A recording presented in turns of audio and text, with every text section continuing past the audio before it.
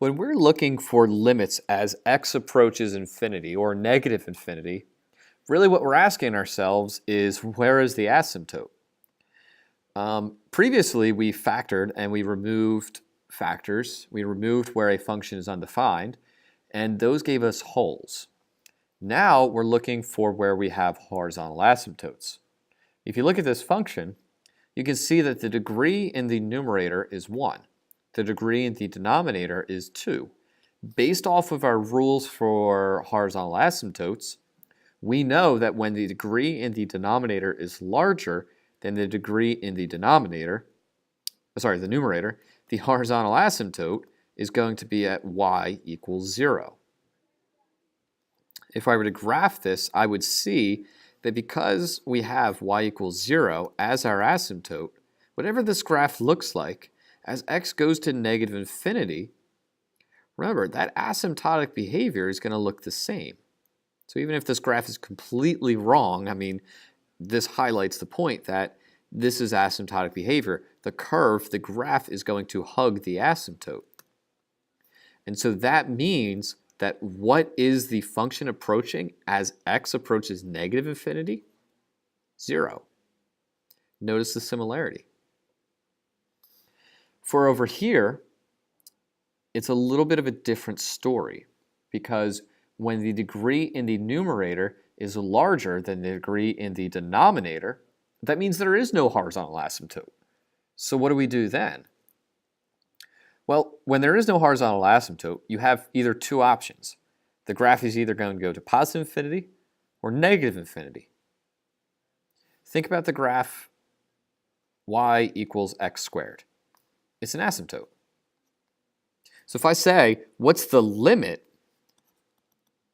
of x squared as x goes to, let's say, positive infinity, horrible symbol there, as x goes to positive infinity, look, this graph is just going to keep going up and up and up and up and up and up. What's the value when x is 100? It's 100 squared. What about when x is a million? A million squared. When x is a billion squared. The larger x gets, the closer x gets to infinity, the larger y goes. So that's going to be a positive infinity. Now, with something like this, we have the option of positive infinity or negative infinity. So we actually have to think about what this fraction is going to be. I'm getting closer to negative infinity. So think about when x is negative a million. I have negative a million cubed. Well, when I cube any negative number, it's still going to be negative.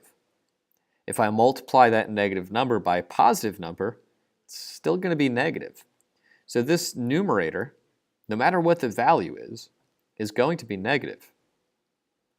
The denominator is going to be this negative value squared. Well, when I square a negative value, it's positive.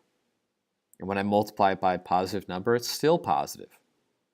So if I have negative a million, I square it, and then I multiply it by 3, that's going to be some really large positive value. So when I subtract 2 from it, it's going to be a drop in the bucket. It's still going to be positive. Now, if I have a fraction where I divide something that's negative by something that's positive, that's overall a negative value. So that's why the answer here is a negative infinity for the limit. Now, if this confuses you, if you can't get it, you can graph it and you can see that as you go more and more to the left, this function is going to go more and more down. It's going to negative infinity. For number 3 here, this is a situation where we have the degrees are the same. When the degrees are the same, we know that the horizontal asymptote is going to be at the quotient of the leading coefficients. This leading coefficient down here in the denominator is 1, so the horizontal asymptote is at y equals 1. That's also where the limit is. The horizontal asymptote is going to be at 2 divided by 1, so that's where the limit is, at 2 divided by 1, which is 2. So you can see that where we actually have a horizontal asymptote, the problems are actually really nice and manageable. But back to number 4, where we have no horizontal asymptote. So again, either the limit will be at positive infinity or negative infinity.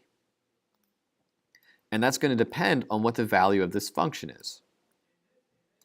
Well, I'm going to put this negative sign in the numerator. Whenever we have a negative fraction, we can either say the numerator's negative or the denominator's negative. So it doesn't really matter. That's going to make my life a little bit easier. Think of a really large positive number. X is approaching infinity. So what about when x is a million? We have a positive million squared times a positive 3. That's a large positive number. But if I have this negative number, that's ultimately going to be negative. Down here in the denominator, I have a really large positive number times 4, which is still positive, and I add 4. So that's overall a positive. When I have this negative number divided by a positive number, again, it gives me negative. So that's why, yet again, we have our answer as negative infinity. So make sure that you play around and you think about these logically. But again, at the end of the day, if you need to graph it, you need to graph it. But for questions like 3 or 1, where there is a horizontal asymptote, simply knowing the horizontal asymptote rules saves us a lot of time to tell us if the limit here is at 0 and here the limit is at 2.